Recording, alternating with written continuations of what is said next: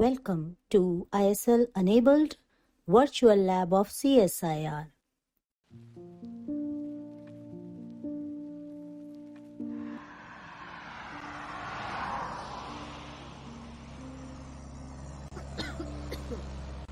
Carbon മലിനീകരണം ഉണ്ടാക്കുന്നതിൽ diesel petrol വാഹനങ്ങളുടെ പങ്ക് വലുതാണ്.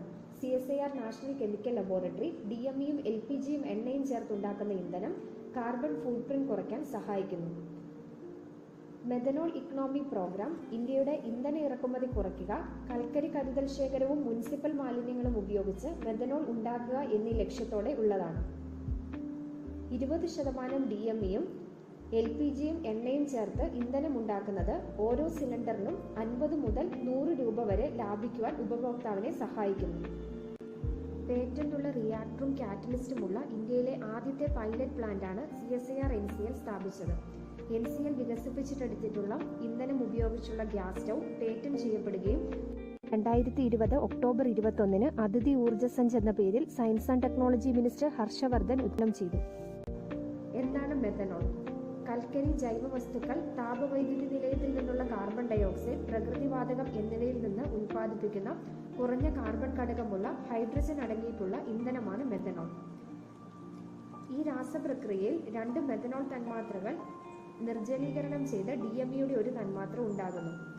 ലബോറട്ടറി സ്കെയിൽ മുതൽ പൈലറ്റ് സ്കെയിൽ വരെ പരീക്ഷണങ്ങൾ നടത്തി വികസിപ്പിച്ചെടുത്തതാണ് ഈ സാങ്കേതിക വിദ്യ.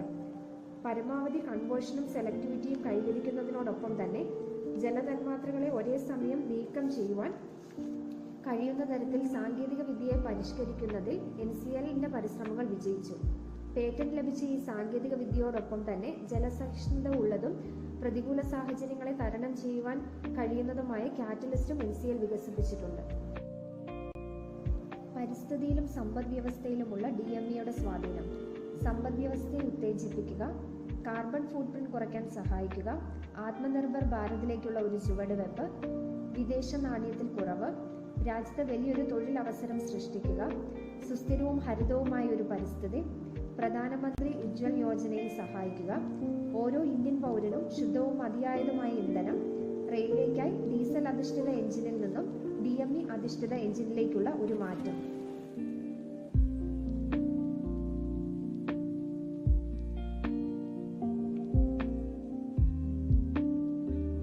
DME ഉപയോഗിക്കുന്നത് മൂലം ഹരിത അന്തരീക്ഷം മെച്ചപ്പെടുത്തുവാൻ സഹായിക്കും.